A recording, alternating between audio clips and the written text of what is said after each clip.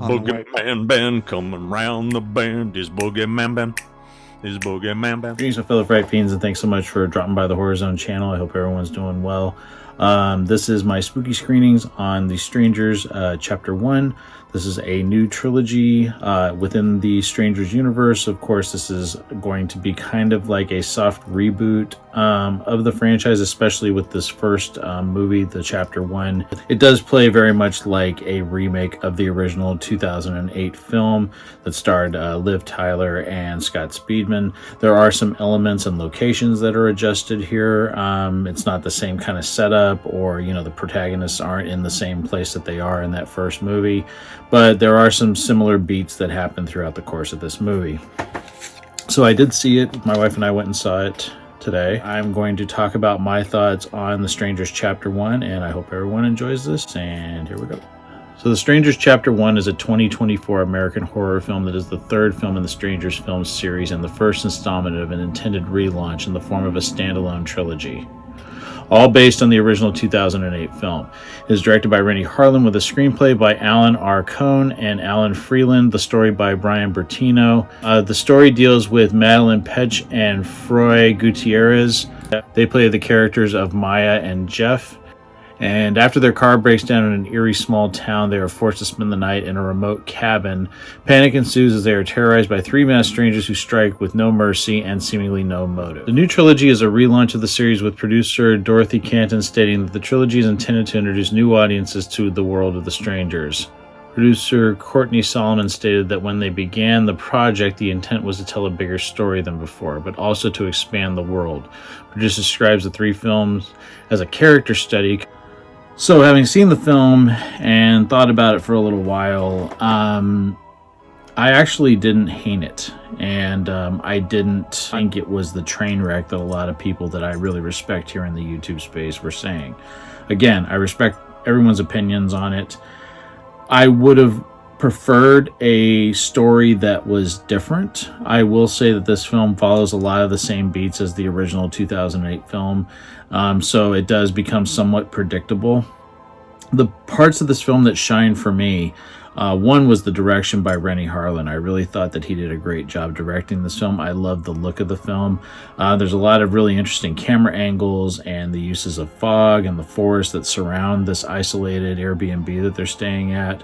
I also was really intrigued by the town of Venus and how it kind of plays a part in this new series of films that we're going to eventually get.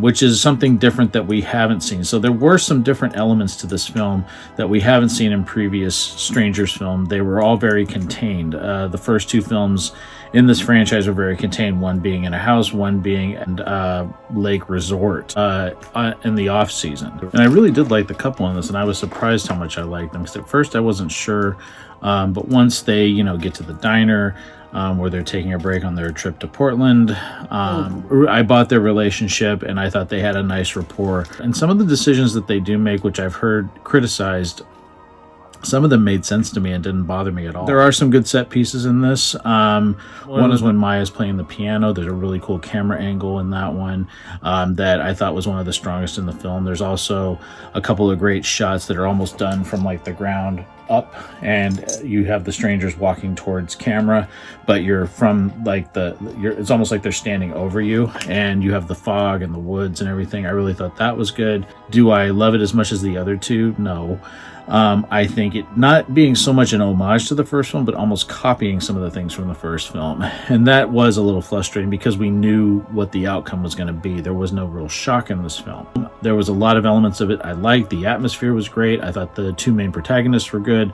When the strangers show up, I thought they were really creepy. There was a couple of really great moments that they didn't spoil in the trailer.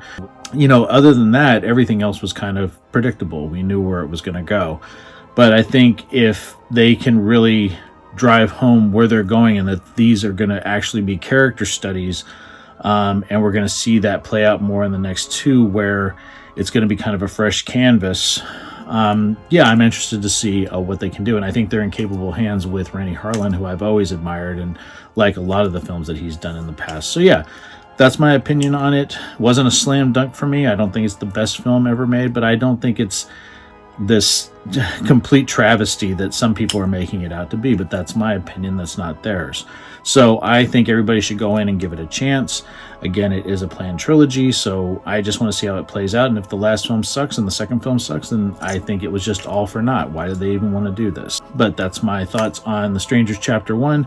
Don't regret seeing it, had a good time, glad that I just sort of made my own decision to go see it on my own and didn't let other people, you know, sort of taint my anticipation for seeing the film. And I hope everyone enjoyed this video, and if you have seen the film, please leave me your thoughts down in the comment section below. Would love to hear from everyone. And as always, thanks so much for dropping by the Horror Zone channel. I hope everyone's doing well. Talk to you again real soon. Take it easy, stay scared as always.